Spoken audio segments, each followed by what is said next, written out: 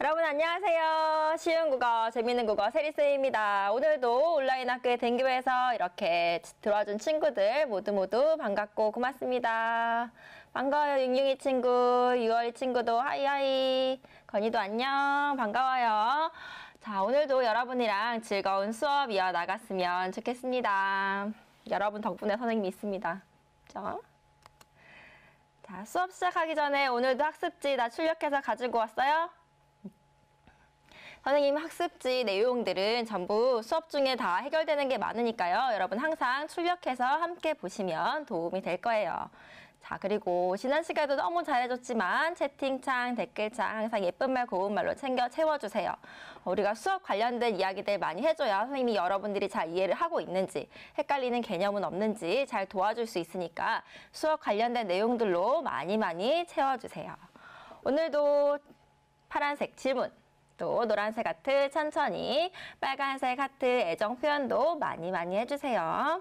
자, 수업 집중해서 여러분들 오늘도 잘 참여해 줄 거죠? 지난 시간 보니까 전혜경 친구, 또 진이, 행복해 오늘도 들어와줬네요. 행복해 친구, 또 승아 친구, 가연이, 서진이, 서준이 다 열심히 잘 참여를 해줬고요. 또 늘 잘 참여해주는 이재구 친구도 늘 고마워요. 시간 친구도 오늘 들어온 것 같은데요. 오늘은 시간 물어보지 말고 열심히 수업에 집중해서 참여해주세요. 다은이도 안녕. 자, 우리 지난 시간 배운 거 한번 돌아볼게요. 여러분, 우리 지난 시간에 뭐 배웠어요? 다양한 설명 방법 배웠죠. 그죠? 자, 설명 방법 8가지 우리 잘 기억하고 있는지 떠올려 봅시다. 뭐 있었죠? 뜻을 말해주는 정의, 그리고 예를 들어, 예시, 두 대상의 공통점 이야기해주는 비교, 차이점 이야기하는 대조, 그리고 종류에 따라 나눠주는 분류와 구분, 쪼개서 설명하는 분석, 그리고 원인과 결과, 인과, 그리고 순서대로, 과정, 이렇게 8가지 여러분들이 배웠습니다. 잘 기억하고 있어요? 이렇게 용어가 좀 어려운 것들은요, 여러분들이 이름을 하나하나 늘 불러주면서 용어를 입에 익숙해질 수 있도록 해줘야 돼요. 그렇지. 찬우야, 비교와 대조. 전은경 친구 정의 잘 기억하고 있어요. 다시 한번 해보자. 정의 뭐였어요? 뜻을 설명해주는 거. 정의. 예를 들어, 예시, 두 대상의 공통점, 비교, 두 대상 차이점, 대조, 그리고 종류에 따라 나누면 분류와 구분, 쪼개서 설명하면 분석, 원인과 결과, 뭐 때문에 인과, 그리고 순서대로 설명하는 거, 과정, 이렇게 8가지 우리 지난 시간에 배웠습니다. 그리고 짧은 글을 가지고 분석해보는 연습도 했는데요. 오늘 선생님이 2개만 다시 가지고 왔어요. 이 2개 보면서 여러분들이 뭘 설명했는지, 그리고 어떤 방법으로 설명을 하고 있는지 맞춰보세요. 그랬죠? 지난번에 봤던 지문이니까 잘할 수 있을 거야. 자, 이것의 기준은 주관적이다. 예를 들어, 아기의 울음소리는 엄마나 아기에게는 중요한 소리지만 주변 사람에게는 이것이 될 수 있다. 이거 뭐예요? 뭘 설명하고 있고 어떤 방법으로 설명하고 있어요? 이것의 기준은 주관적이다. 예를 들어, 그렇지. 예를 들어 예시의 방법 사용해주고 있죠. 카마도 탄지로 친구, 건희 친구, 혜경이 친구 잘 찾았습니다. 예시의 방법이 사용되고 있죠. 그럼 뭘 설명한 것 같아요? 뭐 설명하고 있어요? 아기의 울음소리. 시끄러운 소리 뭐예요? 이거? 소음에 대해서 설명을 하고 있죠. 그죠? 소음의 기준은 주관적이다. 예를 들어 아기의 울음소리를 예로 제시하고 있는 거. 그죠? 예시의 방법이 사용되고 있네요. 연우 친구 소음. 그렇죠. 잘 찾았고요. 행복해 친구 예시의 방법이 쓰인 것도 모두 잘 찾아줬습니다. 자, 그럼 이건 뭘까요? 글이 길어요. 이것은 우리와 늘 함께 있지만 쉽게 떨어져 나가기도 해요. 사람마다 모양이 다양해서 그 모양에 따라 직모, 파상모, 충모로 나눌 수 있다. 나눌 수 있어요. 그리고 이것은 모수질, 모피질, 모표피의 3개의 층으로 구성되어 있다. 이것이 있어서 우리는 각종 노폐물을 배출하고 또 뇌가 받는 충격도 줄여주고 또 두피의 온도를 유지할 수 있다. 이거 뭐예요? 그치, 보라가 먼저 얘기해줬네요. 머리카락. 그치, 자라나라 머리. 머리카락에 대한 설명이었고요. 그리고 방법은 그렇지, 분류와 분석이 사용되고 있습니다. 분류 구분. 아까 그 모양에 따라 어떻게 나눌 수 있다. 직모, 파상모, 축모, 종류대로 나눠주고 있어요. 그죠?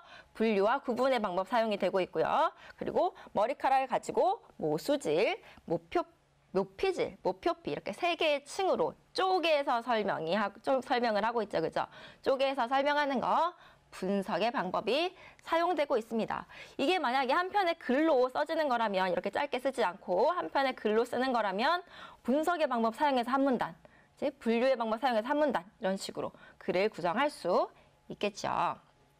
자, 오늘도 우리 설명 마스터로 가는 과정 한번 밟아보도록 하겠습니다.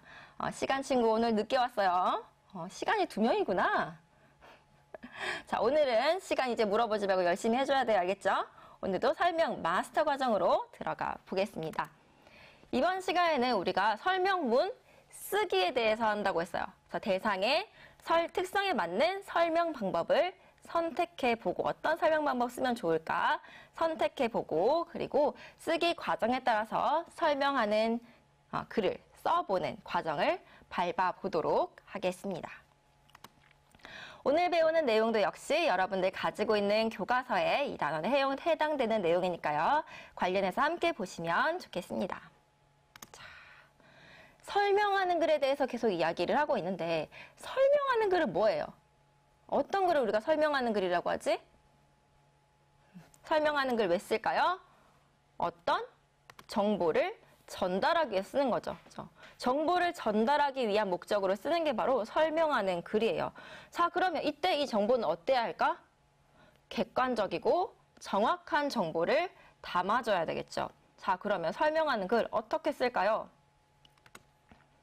객관적이고 정확한 정보를 찾아서 써줘야 됩니다. 자, 객관적이고 정확한 정보라고 했어요. 정보를 전달한다는 건 내 생각을 전달하는 것과 다르잖아요. 주관적인 나의 의견을 전달하는 게 아니라 이제 누구나 다 공감할 수 있고 동의할 수 있는 이제 객관적인 정보여야 하기 때문에 어떤 자료들을 우리가 계속해서 찾아보면서 글을 쓰게 됩니다. 따라서 이 정보를 담을 때는 어떻게 하겠어요? 항상 출처도 정확하게 밝혀줘야 하겠죠. 그리고 또 뭐 네이버 지식인 이런 데 검색해서 제가 의사인데요. 이러면서 답변 달아놓은 거 그런 거 보고 쓰면 안 되겠죠. 그죠?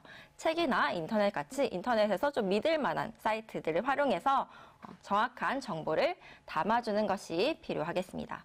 자, 그리고 정보를 전달하는 글이니까 어떻게 하겠어요? 그 독자가, 읽는 독자가 그 정보를 잘 받아들일 수 있도록 글을 써줘야 되겠죠. 따라서 쉽고 간결한 문장으로 써줘야 돼요. 우리도 설명문 많이 읽어봤지만 너무 복잡하게 써져 있으면 어때? 딱 읽기가 싫지. 그지? 자, 우리 교과서들 다 설명문으로 설명하는 글로 돼 있잖아요. 이해하기 쉬웠어요? 때로는 왜 이렇게 글을 복잡하게 썼지? 너무 어려워 라고 느껴질 때도 있잖아요. 그죠? 그러니까 우리가 쉽고 간결한 문장으로 독자들이 잘 이해할 수 있도록 써주는 것도 중요하겠습니다. 자, 그리고 처음, 중간, 끝에 구조에 맞추어서 써주는 것도 필요하겠죠. 글의 구조에 맞게 써야 독자들이 글의 내용을 이해하면서, 예측하면서 글을 읽을 수가 있거든요. 자, 그리고 설명 대상에 맞는 설명 방법을 적절히 선택해서 글을 써줘야 되겠습니다. 자, 여러분. 이거 뭐예요? 이거 뭐예요, 이거? 치느님이죠, 치느님. 치킨. 배고프니까 사진은 빠르게 삭제를 할게요. 자, 만약에 여러분들이 치킨에 대해서 설명을 한다면 어떻게 설명하겠어요? 치킨, 맛있는 치킨. 자, 이렇게 설명할 수 있겠지. 치킨은 닭을 기름에 튀긴 음식이야. 이렇게. 자, 어떤 방법 사용해 설명할 수 있어요? 치킨은 닭을 기름에 튀긴 음식이야. 치킨이 어떤 음식인지 밝혀주고 세상에서 제일 맛있어요. 혜경 친구. 치킨은 어떤 음식인지를 설명해주고 있죠. 그 의미를 밝혀주고 있죠. 이거 뭐야? 정의의 방법으로 이렇게 설명을 할 수 있을 거고요. 또는 프라이드 치킨이 가장 대표적인 형태지만 양념치킨이나 간장치킨, 카레치킨, 카레치킨 너무 맛있어. 카레치킨처럼 양념을 가미하기도 하고 또 구운 치킨 또한 많은 사람들의 사랑을 받고 있다. 자, 프라이드 치킨, 양념치킨, 간장치킨, 카레치킨 뭐 하고 있어요? 치킨의 예를 들어서 설명을 할 수도 있겠죠. 그치? 자, 또 예시의 방법을 사용할 수도 있겠고요. 또 치킨은 닭볶음탕이나 백숙 찜닭과는 달리 그 끓는 물에 닭을 익히지 않고 기름에 튀겨 요리한다. 어떻게 하고 있어? 달리. 닭볶음탕, 찜닭이랑 달리. 대조, 그렇죠. 보라 친구. 대조의 방법을 사용해서 이렇게 설명을 할 수도 있겠죠. 자, 또 이렇게 할 수도 있을 것 같아요. 치킨을 만들기 위해서 한번 만들어 먹어보세요. 진짜 맛있어요.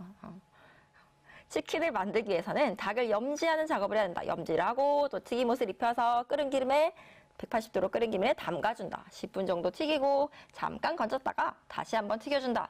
뭐예요 이거? 순서대로 치킨을 만드는 순서대로 이야기해주는 그렇지 승아 과정의 방법을 사용해서 설명을 해주고 있죠. 자, 똑같은 대상임에도 불구하고 하나의 대상도 여러 가지 설명 방법을 사용해서 설명할 수가 있다는 거예요. 그 목적과 예상 독자에 따라서요.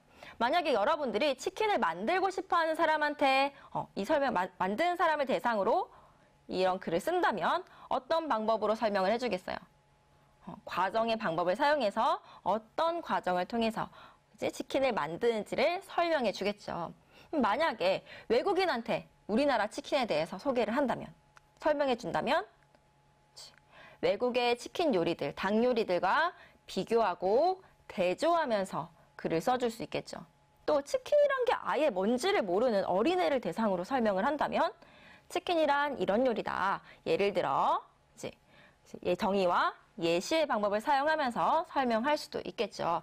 이처럼 왜 이 글을 쓰는지 그 목적과 또 예상 독자에 따라서 설명 방법을 다르게 선택할 수 있고 뭘 설명하고 싶은지 그 초점에 따라서도 다른 설명 방법을 선택해 줄 수 있다는 겁니다. 자, 그러면 우리가 어떤 대상을 설명을 하고자 할 때 그 각각의 대상과 주제에 맞는 설명 방법을 선택을 해줘야 되겠죠. 골라 설명 방법. 오늘은 선생님이 여러분들한테 교과서에 나오는 설명하는 글의 주제들을 보여드릴 거예요.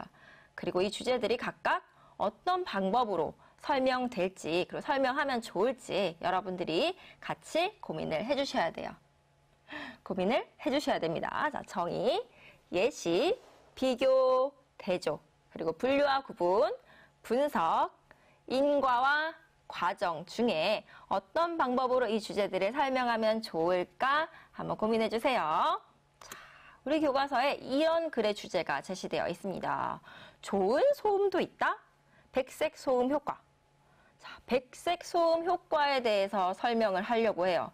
자, 그러면 어떤 방법을 사용하면 좋을까? 좋은 소음도 있다. 백색 소음 효과. 백색 소음 효과가 뭔지 여러분들 잘 알고 있어요? 아마 대부분의 친구들이 좀 잘 모를 거야. 그치? 좀 낯선 개념이에요. 그러면 어떤 방법 사용해서 설명할 수 있을까요? 그렇지, 그치. 대조, 정의, 분석 올라오고 있는데, 그쵸? 정의의 방법 사용하면 좋겠죠? 일단 이게 뭔지를 잘 모르니까, 그치? 그 뜻을 밝혀준 백색 소음이란 이런 거야. 얘기를 해주면 좋겠죠. 분석은 조금 분석이라는 건 그 어떤 대상을 쪼개줘야 되는데 백색 소음 효과를 뭔가 쪼개서 설명하기는 어렵지 않을까? 대조, 뭐랑 비교해 설명하면 좋을까? 그렇지, 승아. 좋아요. 예시, 우리가 잘 모르는 거니까 예시의 방법. 이런 게 예를 들어서 이런 게 백색 소음이에요. 뭐 물 흐르는 소리라든지 또는 우리 그 청소기 돌아가는 소리, 쉬 이런 소리, 이런 게 백색 소음입니다 하고 예를 들어서 설명해주면 좀 이해가 잘 되겠죠. 물론 설명하고 싶은 내용에 따라서 어떤 비교나 대조의 방법을 사용할 수도 있어요. 우리 교과서에서는 비교를 사용하고 있었는데요. 우리가 잘 알고 있나 모르겠어요. 백색 광, 우리 형광등 다 백색으로 되어 있죠. 이 백색 광이랑 비교를 해서 백색 소음에 대해서 설명을 하고 있었어요. 오케이. 비교의 방법, 행복해 친구 얘기해 준 것처럼 비교의 방법을 사용할 수도 있겠죠. 호모모 친구가 백색 소음이 뭔지 잘 정리를 해주고 있네요. 자, 그러면 귀지 자주 파도 될까요? 자, 이런 주제로 글을 쓴다. 그럼 어떻게 하면 좋겠어요? 어떤 설명 방법 쓰면 좋을까? 귀지 자주 파도 될까요? 자, 어떤 설명 방법을 사용하면 좋을까요? 자주 파면 될까요? 라고 주제를 제시한 걸 보니까, 제목을 제시한 걸 보니까 자주 파면 안 된다 라고 얘기하고 싶은 거겠지. 그치? 귀지 자주 파도 될까요? 분석 어떻게 해야 돼? 분석 어떻게 분석하지? 뭘 쪼개 설명하지? 귀지를 쪼개가지고 층을 나눌까요? 어떻게 하면 설명하면 좋을까? 자주 파면 안 된다라는 얘기를 결국 하겠죠. 그죠? 자, 그러면 왜 자주 파면 안 되는지. 그렇지, 보라, 좋아요. 인과의 방법을 사용하면 좋겠죠, 그죠? 또 뭐 귀지가 뭔지, 그지? 뭐 정의를 사용할 수도 있겠지. 귀지란 이런 거다, 뭐 먼지로 나오는 거다, 이런 거 설명할 수도 있겠죠, 그죠? 그리고 그렇지, 대부분은 인과. 파면 안 된다. 왜 파면 안 되는지를 밝혀주는 거니까 인과의 방법을 사용하는 게 좀 적합해 보이죠. 오늘 채팅 참여해준 친구가 좀 적네요. 여러분들 하고 있는 친구들이 열심히 해줘야 돼요. 그치? 또 뭐 귀지의 종류, 분류로 설명할 수 있을까? 좀 너무 더러운 것 같아, 그치? 인과의 방법이 적절해 보이네요. 자, 그러면 이건 어떨까요? 지혜가 담긴 음식, 발효식품. 발효식품에 대해 설명을 하고 싶어요. 그럼 어떤 방법 사용하면 좋을까? 발효식품. 일단 발효식품이 뭔지, 발효가 뭔지 설명을 해줘야겠죠. 그죠? 오, 좋아요. 정의, 가로친구 정의 방법 쓸 수 있고요. 그렇지. 과정, 발효되는 과정에 대해 설명할 수도 있겠지. 그치? 가연이 좋습니다. 과정. 얘는 좀 설명 방법을 다양하게 써볼 수 있을 것 같아. 그죠? 발효식품의 예시 좋아요. 전혜경 친구 예시. 뭐 김치, 된장, 간장 이런 발효식품의 예시를 들면 아 이게 발효식품이구나 잘 이해를 할 수 있겠죠. 그죠? 과정, 정의, 예시 이런 방법들을 사용을 해볼 수 있을 겁니다. 또 우리 교과서에서는요. 이 발효랑 부패를 서로 비교하고 대조하면서 설명을 하고 있거든요. 우리가 썩는다는 거, 부패랑 발효하는 거의 차이가 뭘까? 이런 것들을 비교하고 대조하면서 설명해 볼 수도 있겠습니다. 비교나 대조 방법을 사용할 수도 있겠죠. 오케이, 좋습니다. 분석은 어떻게 하면 좋을까? 조금 어려울 것 같아요. 자, 그럼 이거는요. 우리는 왜 간지럼을 느낄까? 자, 왜 간지럼을 느낄까? 왜 얘기하고 있어요? 우리가 간지럼을 느끼는 이유에 대한 이야기니까 어떤 방법 사용해주면 좋을 것 같아요? 왜 우리가 간지럼을 느낄까? 그 이유에 대해서 설명을 하는 거니까 오 좋아요. 인과의 방법을 주로 사용을 해줄 수 있겠죠. 그리고 정의도 쓸 수 있겠죠. 간지러움이라는 건 뭘까? 그 정의를 명확하게 내려주고 이런 게 간지럼이야. 얘기할 수도 있겠죠. 그리고 주로 왜 느끼는 건지 원인을 밝혀주고 있으면 밝혀주는 방식으로 설명을 하면 될 것 같아요. 분석 이야기가 계속 많이 나오는데요. 우리가 분석하면은 여러 가지 관점에서 이거를 해석할 수 있고 설명할 수 있어야 되는데 간지럼 어떻게 설명하면 좋을까? 뭐 예를 들어 그림 같은 거 설명을 할 때 이 그림의 색감은 어떻고 구성은 어떻고 작가의 의도는 어떻고 이렇게 여러 가지 요소들을 나눌 수 있는 것에 주로 분석의 설명 방법을 많이 사용을 하고 있어요. 여기서는 인과의 방법이 주로 사용될 수 있겠어요. 자, 그럼 이거는요. 이것도 비슷하지, 그지? 콧구멍은 왜 두 개일까? 왜? 콧구멍은 왜 두 개인지 그 원인을 밝혀주는 거니까 이것도 어떤 방법 쓰면 좋을까? 인, 과의 방법을 사용해주면 좋겠죠. 좋습니다. 승아, 인과, 좋아요. 정의, 콧구멍의 정의 밝힐까요? 콧구멍은 우리가 뭔지 잘 알고 있으니까 뭐 예를 들어 코의 정의 뭐 해줄 수 있겠죠, 그죠? 코의 구조에 대해서 이야기를 할 수도 있겠고 인과의 방법, 비교. 만약에 콧구멍이 한 개인 동물이 있으면 그 왜 한 개랑 두 개의 차이점을 비교하면서 비교 대조하면서 설명하면 좋을 텐데 콧구멍이 한 개인 동물은 없다 그죠? 다 두 개야. 너무 신기하지 않아? 다 이렇게 모든 이 세상의 동물과 곤충들과 사람이 다 눈 두 개, 코 하나에 콧구멍은 두 개고 귀는 두 개고 입은 하나인 게 저 너무 신기해요. 입 두 개인 동물 있어요 혹시? 없죠. 그죠? 콧구멍을 왜 두 개일까? 인과 원인을 밝혀주는 인과의 방법으로 설명해주면 좋겠죠. 그죠? 자, 오늘도 보니까 계속 과학에 대한 지문이 많이 나오고 있어요. 과학에 대한 주제들로 이렇게 글을 많이 소개를 해주고 있는데요. 아무래도 우리 친구들이 좀 호기심을 가질 만한 것들, 막 인체에 대한 것, 또 어떤 현상에 대한 것들에 대해서 많이 소개를 하다 보니까 과학과 관련된 글들이 교과서에 많이 소개가 되고 있는 것 같아요. 사실 우리 뭐 사회교과서나 미술, 음악 이런 데도 다 설명하는 글들이 다 들어있죠. 여러분이 곤충도 그렇고요. 그죠? 여러분이 관심 있는 주제들은 뭐예요? 뭐가 재밌고 또 어떤 것들을 잘 알고 있어요? 다른 사람들한테 소개해주고 싶은 거. 아니면 내가 잘 알고 있는 거, 또 평소에 궁금했던 거, 알아보고 싶었던 것들. 이런 것들을 여러분이 설명하는 글의 주제로 정해서 그거에 알맞는 방법을 선택해서 글을 써주면 되겠습니다. 주제 한번 생각해 보세요. 해부에 관심 많아요? 행복해 친구? 해부학. 몸의 구조, 해부학의 발전, 역사에 대해서 쓸 수도 있겠고요. 해부는 어떻게 할까? 방법에 대해 쓸 수도 있겠죠. 그렇죠? 자, 쓰기 과정에 이번에는 쓰기 과정을 따라가면서 한번 글쓰기 과정을 볼 텐데요. 그러면 이런 설명하는 글은 어떤 과정을 통해서 쓰게 될까? 뭐 사실 설명하는 글이라고 뭐 특별한 과정이 있는 건 아니에요. 그죠? 일반적인 쓰기 과정에 따라서 설명하는 글을 쓸 건데요. 어떻게 쓰는지 한번 그 과정을 따라가 보도록 하겠습니다. 자, 글 쓰는 과정은 이렇습니다. 먼저 계획하기, 주제를 정하고 목적을 정하고 예상 독자를 정해서 어떻게 쓸지를, 어떤 글을 쓸지를 계획해 줍니다. 자, 그리고 내용 생성하기, 내용을 만들어주는 거죠. 어떤 내용을 쓸까 떠올려보고, 그리고 내용 조직하기, 처음, 중간, 끝으로 나눠서 어떤 설명 방법 쓸지, 구조 정해서 뭐 순서도 정해보고, 다듬어 보고, 개요를 짜는 거죠. 그리고 나서 표현하기, 글을 써줍니다.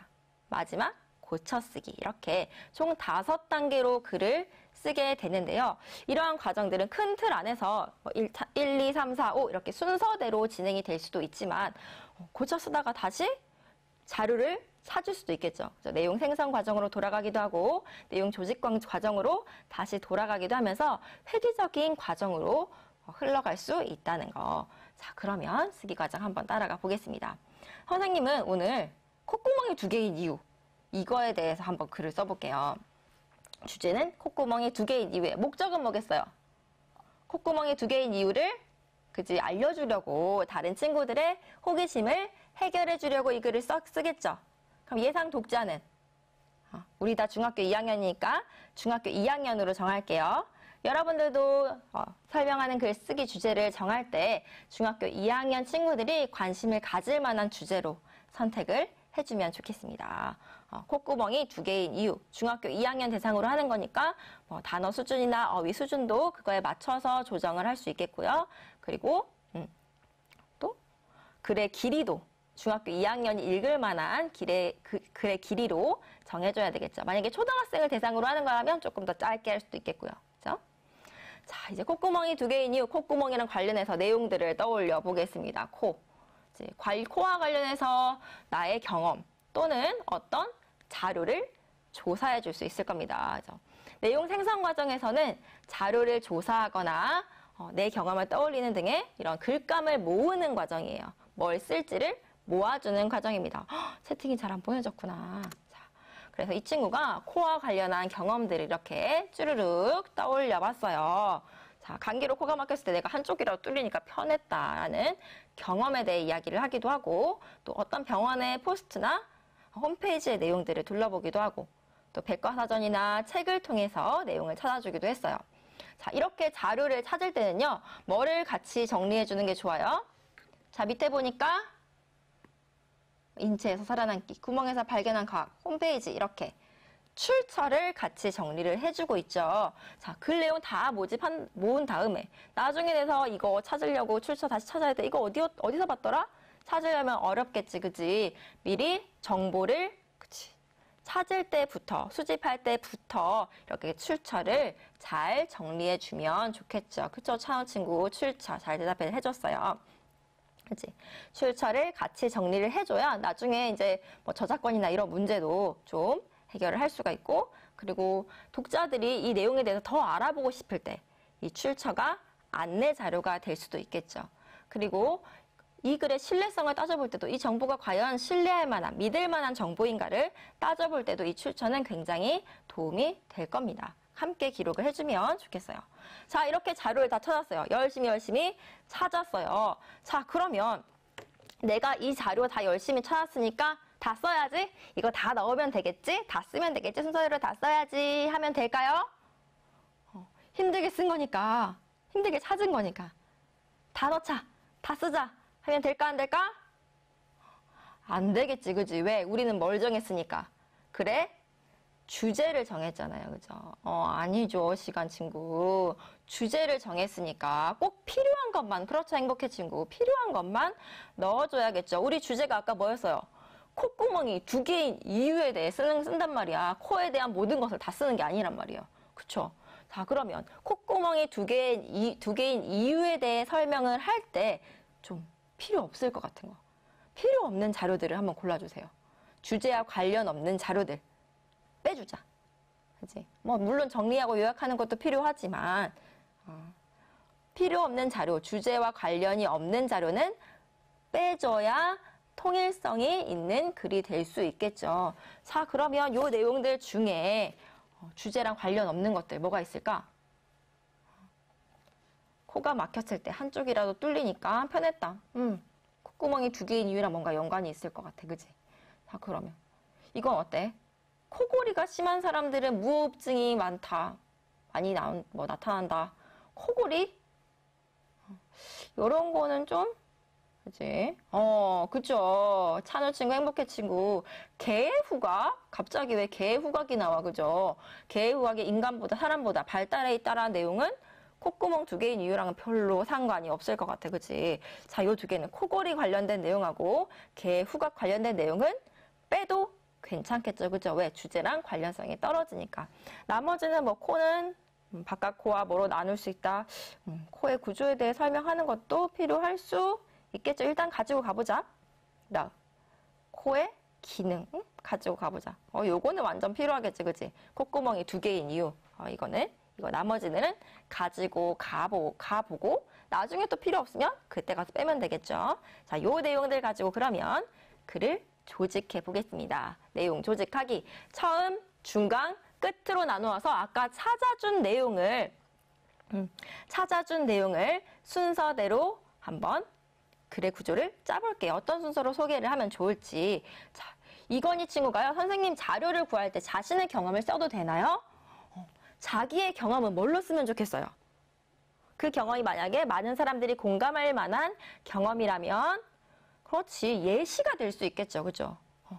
경험이라는 건 사실 좀 주관적이라서 이건 정보가 되기는 어렵지 않나요? 생각할 수 있어요. 그렇죠. 정보가 되기는 어려워요. 뭔가 알려주는 정보는 될 수 없지만 그 정보를 설명할 수 있는 예시는 될 수 있겠죠. 그죠? 자, 이렇게 구조를 짜봤습니다. 처음 부분에는 주로 어떤 내용 들어가면 좋아요?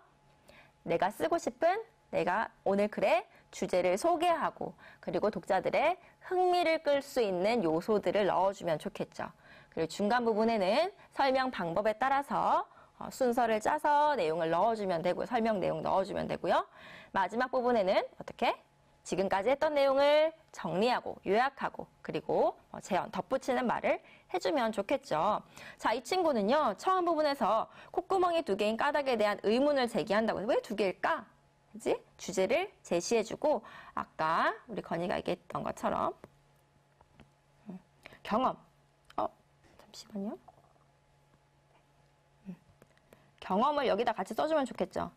나는 코가 막혔을 때 한쪽이라도 뚫리니까 참 편했는데 이래서 콧구멍이 2개인가? 하면서 내 경험을 함께 써주면 좋겠죠. 자, 그리고 중간 부분에는 아까 코란 무엇인가 백과사전에서 찾은 자료들을 토대로 코가 어떤 구조로 되어 있는지 넣어주고, 그리고 코의 기능도 이렇게 순서대로 열거를 해줬어요. 그리고 갑자기 코에 관한 속담에 대한 내용도 넣어줬네요. 아까는 생각이 안 났는데 조직을 하다 보니까, 개요를 짜다 보니까 코에 대한 속담도 넣으면 어떨까? 이렇게 생각을 한 거야. 이렇게 내용을 넣어줬어요. 그리고 나서 이렇게 코가 중요하니까, 이렇게 중요한 기능을 하니까 열심히 잘 관리를 하면 좋겠다 하면서 글을 마무리하기로 계획을 세웠습니다. 내용을 이렇게 조직을 해줬습니다. 자, 이 글에서는 어떤 설명 방법을 주로 활용해 줄 수 있을까요? 자, 먼저 코의 구조에 대해서 설명을 하려고 해요. 바깥 코와 코 안으로 나눠서 설명을 하고 있어요. 이거 뭘까? 코를, 그지? 코라는 하나의 대상을 바깥 코와 코 안으로 쪼개서 설명하고 있어요. 그렇죠. 그렇죠. 승아, 분석의 방법을 사용해서 설명을 해주면 좋겠죠. 그죠? 코의 구조를 설명할 때는 코란 무엇이다. 정의도 물론 내릴 수 있겠지만 코가 뭔지 모르는 사람은 없잖아. 그지? 그러면 그 코가 어떤 구조로 되어 있는지, 그렇지. 내지코 친구 분석의 방법을 사용해서 쪼개서 각각 바깥 코는 어떤 구조, 그지? 무슨 기관인지, 코 안은 어떻게 이루어져 있는지 분석의 방법을 사용해서 설명을 하면 좋겠네요. 자, 그리고 코의 기능을 설명을 할 때는 이 친구는 비교 대조의 방법을 사용하겠다라고 얘기를 해줬어요. 사람과 동물의 몸에서 어떻게 코가 다른 역할을 하는지 이런 거를 얘기하려고 하는 것 같은데 조금 어색해 보인다, 그지? 일단 체크해두고 넘어갈게요. 자, 결국 콧구멍이 두 개인 까닭, 콧구멍이 두 개인 까닭에 대한 얘기를 해주려고 하니까 까닭, 이유, 어떤 설명 방법 사용하면 좋겠어요? 까닭, 이유. 뭐 때문에, 어떤 원인과 결과. 여기서는 아까 주제에 따라 설명 방법 선택할 때도 이야기를 했지만 인과의 방법을 사용을 해주면 좋겠죠. 그죠? 콧구멍이 두 개인 이유는 이렇고, 그 결과 이렇게 우리가 콧구멍이 두 개로 발달한 것이다. 그렇지, 승아. 행복해 친구. 인과의 방법을 주로 사용을 해주면 더 좋겠죠. 자, 이렇게 글의 구조를 완성을 했어요. 글의 구조 완성하고도 어떻게 한번 돌아봐 줘야 되겠죠? 잘 썼는지, 잘못 넣은 내용은 없는지, 뺄 건 없는지, 더 추가해야 될 건 없는지, 수정할 건 없는지 한번 여러분들이 예리한 눈으로 한번 봐주세요. 추가해 줄 거 없어요? 뺄 거 없어요? 뺄 거 없어요? 주제랑 연관해서 뺄 거 있죠, 그죠? 얘들아, 이렇게 코의 기능을 숨쉬기, 냄새 맡기, 이물질로부터 보호하기, 목소리 차이 만들기 이렇게 여러 가지를 제시를 해줬는데 어떤 거는 콧구멍이 두 개인 이유랑 별로 상관이 없어. 그러면 이거는 굳이 설명해줄 이유는 없겠죠, 그죠? 자, 얘는 빼도 되겠다, 그치? 이물질로부터 보호하는 거랑 목소리 차이 만드는 거는 우리가 이야기하는 주제랑은 좀 관련성이 떨어지니까 빼도 될 것 같아. 그리고 뭐 있어요? 그쵸. 갑자기 이거 왜 넣었을까? 속담. 속담은 콧구멍이 두 개인 이유랑 관련이 없을 것 같아. 이걸 예로 굳이 들어줄 필요도 없겠죠, 그죠? 속담 요거는 빼주면 좋겠어요. 빼니까 요 예시라는 설명 방법도 필요가 없겠죠.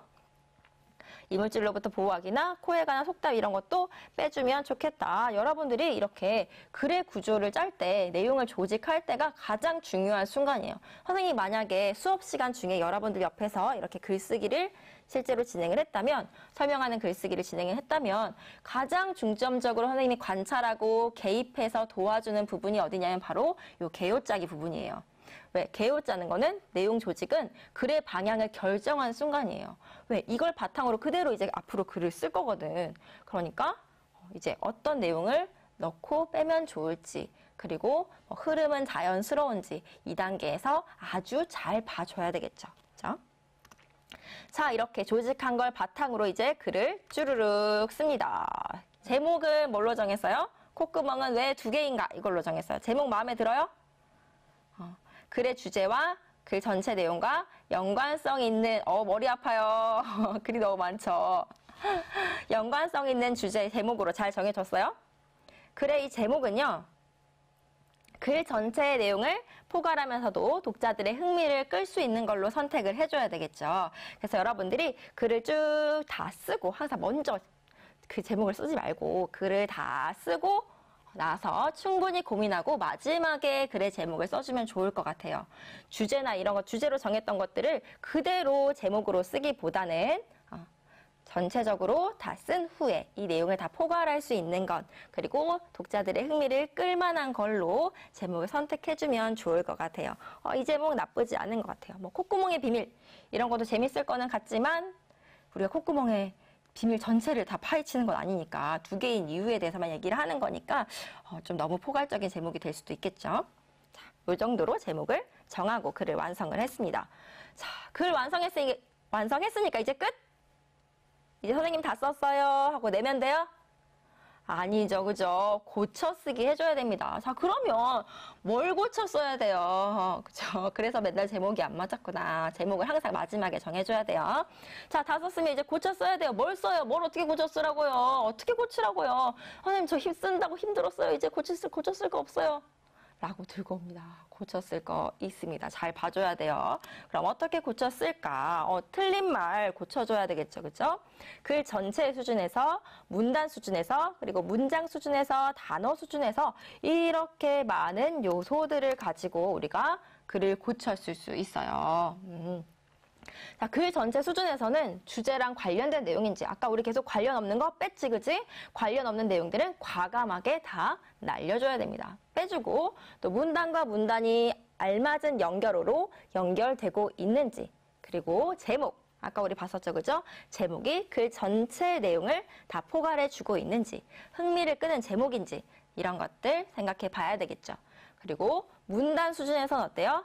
문단 안에 있는 문장들이 자연스럽게 연결되는지 이것저것 그것 같은 지시어들 그래서 그러나 그리고 하지만 같은 연결어들이 잘 활용되고 있는지 그리고 중심 문장과 뒷받침 문장은 체계적으로 서로를 도와주게 구성이 되어 있는지 또 문장 수준에서 이 문장은 과연 효과적인 표현인가 우리 앞으로 이거에 대해서 알아보자 라고 쓰는 게 좋을지 아니면 알아볼까?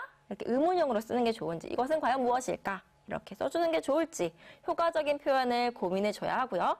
그리고 문법적으로 바른 표현인지 봐야 돼요. 우리가 많이 틀리는 게요. 예를 들어서 왜냐하면으로 시작하면 뭐로 끝나야 돼? 왜냐하면 뭐뭐 때문이다로 끝나야 되지. 그런데 왜냐하면 뭐뭐다 이렇게 끝내는 친구들이 많아요. 예를 들어서 왜냐하면 세리쌤이 너무 좋기 때문이다 해야 되는데 왜냐하면 세리쌤이 너무 좋다 이렇게 끝내는 경우 고쳐줘야 되겠죠. 그죠? 자, 또 앞에 문장하고 뒤에 서술하고 맞지 않는 경우 나는 오늘 햄버거와 빵과 우유와 콜라를 마셨다. 햄버거랑 빵은 어떻게? 먹는 거잖아. 그런데 뒤에 마셨다라는 서술어로 맞지 않을 때가 많기 때문에 여러분들이 이 부분도 잘 봐주셔야 돼요. 그리고 단어 수준에서 문맥에 어울리는 단어인지 우리말에는 굉장히 여러 가지 같은 뜻이라 하더라도 상황에 따라서 의미가 조금씩 다르게 어감이 조금씩 다르게 써지는 것들 있잖아요. 쓰이는 것들 있잖아요. 예를 들어 존대어 같은 거 진지나 이런 것들도 마찬가지고 또 치아, 이빨 이런 것도 동물이냐 사람이냐에 따라서 다르게 쓰이고 있죠. 똑같은 사랑이라 하더라도 애정, 사모, 면모 이런 표현들 다 다른 상황에 쓰이고 있습니다. 자, 이런 것들도 잘 봐줘야 되겠죠. 그리고 띄어쓰기나 맞춤법 역시 우리 아까 틀린 말 누가 이야기해줬는데요. 잘 찾아줘야 되겠죠. 어디 가서 글 다 쓰고 첨삭해야 돼요. 들고 가면 제일 많이 얘기하는 게 뭐야? 맞춤법 띄어쓰기 틀렸어요. 지적을 많이 해주는데 사실 요거는 그냥 단어 수준 작은 거예요. 제일 우리가 열심히 봐야 되는 건 뭐야? 주제에 알맞은지를 잘 찾아줘야 됩니다. 시간이 벌써 이렇게 됐네요. 자, 그럼 우리 빠르게 한번 고쳐서 볼게요. 콧구멍은 왜 2개일까? 감기에 걸려서 코가 막히면 제대로 숨을 쉬기가 어렵다. 그런데 양쪽 구멍이 이렇게 경험 써줬죠, 그죠? 양쪽 구멍이 다 막혔다가 한쪽이라도 뚫리면 숨쉬기가 편하다 경험 초반에 잘 이야기를 해줬고요. 코의 구조와 기능을 잘 살펴보면서 콧구멍이 2개인 까닭 알아보자 표지어도 잘 써줬어요. 코는 크게 바깥 코와 코 안으로 나뉜다. 분석의 방법 사용해서 앞으로 설명을 해줄 겁니다. 바깥 코는 어떻고 코 안은 어떻고 코 안에는 코 중격과 코 선반이 있다. 아까 코 안에 몇 개 있었어? 요소가 3개 있었지, 그치? 코 천장도 있었는데 코 천장에 대한 설명은 빠졌어요, 그죠? 요거 넣어줘야 되겠어요. 자, 넣어주고 자, 다음으로 코의 기능에 대해 알아보자. 여기서 다음으로 코의 기능에 대해 알아보자. 표지어가 있는데 앞부분에는 어때요? 표지어가 빠져 있어요, 그죠? 여기도 어떻게 하면 좋겠어? 먼저 코의 구조에 대해 알아보자. 이렇게 표지어를 넣어주면 좋겠죠. 사람과 동물의 코는 호흡을 담당한 신체기관이다. 사는 환경에 따라 콧구멍의 모습도 다르다. 콧구멍 크기가 작다. 콧구멍, 낙타는 또 콧구멍을 닫을 수 있대요. 어머, 얘네들은 지금 내용과 상관 있어 없어? 없으니까 다 날려줍시다. 그죠? 자, 아깝다고 쓰기 힘들었다고 놔두지 말고 주제와 관련 없는 것들 날려줍니다. 자, 그리고 따라서 코는 숨을 쉬는 중요한 호흡기관이다. 앞에 내용 날렸으니까 따라서도 없애주고요. 코로 숨을 쉴 때 어떻게 숨을 쉬는지 콧구멍의 크기가 줄어들지만 별다른 문제가 생기지 않는다. 왜냐하면 2개의 콧구멍으로 번갈아 가며 숨을 쉬기 때문이다. 오케이, 잘 썼습니다. 그래서 코는 냄새를 맡는 기능도 한다. 그래서 이상하다, 그지? 연결이 이상해. 여기는 앞에 내용과 숨을 쉬는 기관이다. 냄새를 맡는 기능이 있다. 2가지 기능을 나열해 주는 거니까 그리고나 또한 같은 걸로 바꿔주면 좋겠네요. 냄새를 맡는 기능도 한다. 그리고 냄새를 맡는 후각세포는 아주 예리해서 우리가 칼날은 예리하다고 하지만 후각세포는 어떻게 바꿔주면 돼? 예민해서 이렇게 해주면 더 좋겠죠? 문맥에 맞는 단어로 바꿔줍니다. 그리고 네. 앞에 이것도 빠뜨렸어. 왜냐하면 2개의 콧구멍을 번갈아 가며 숨을 쉬기 어떻게? 쉬기 때문이다. 이렇게 바꿔줘야겠죠, 그죠? 여기도 수정을 해주고요. 그리고 맞춤법 틀린 거 한번 찾아보세요. 이제 하나. 후각세포가 금세 마비되기 때문이다. 시간이 오늘 빨리 흘러가 버렸어. 금세 어떻게 바꿔주면 돼요? 금세는 시에의 준말이기 때문에 세 이렇게 안에 세자로 바꿔줘야 돼요. 알겠죠? 요새 할 때는 요 사이의 준말이니까 요새 바깥 세자겠죠. 이렇게 맞춤법도 찾아주면서 수정을 해주면 좋을 것 같아요. 그리고 아까 내용을 너무 많이 뺐으니까 어떤 내용을 더 추가해보거나 할 수도 있겠죠. 우리가 글 전체 수준에서 주제에 맞지 않는 것은 빼주고 또 알맞은 연결어가 사용되지 않은 것은 바꿔주고 또 맞춤법에 맞지 않는 문장, 문법적으로 맞지 않는 문장들 바꿔주면서 글을 수정해 줄 수가 있겠습니다. 네. 끝나가요. 자, 여러분 이제 글 써야 되는데 글 다 쓰기 너무 힘들죠, 그죠? 시간도 없고. 여러분들이 선생님이 그냥 링크만 알려드릴게요. 여기 패들릿에 들어가서 어떤 주제로 글을 쓰면 좋을지 주제 같이 공유를 해주세요. 그리고 다른 친구들이 올린 주제들에 이런 내용 쓰면 좋을 것 같아. 이런 설명 방법 쓰면 좋을 것 같아. 댓글 같이 달아주면 좋을 것 같고요. 재밌어 보이는 주제들에 별점 5개, 별점 4개, 별점도 주면 재밌겠죠, 그죠? 여러분들이 나중에 어차피 글을 써야 되니까 어떤 주제로 글을 쓰면 좋을지, 어떤 내용 쓰면 좋을지 한번 구상해 보면 좋을 것 같습니다. 네, 여러분들도 오늘 수고가 많았고요. 우리 다음 시간에는 읽기의 가치와 중요성에 대해서 함께 이야기 나눠보려고 해요. 이제는 우리가 헤어져야 할 시간. 여러분들 모두 수고 많았습니다. 오늘도 행복 가득한 하루 되세요. 안녕.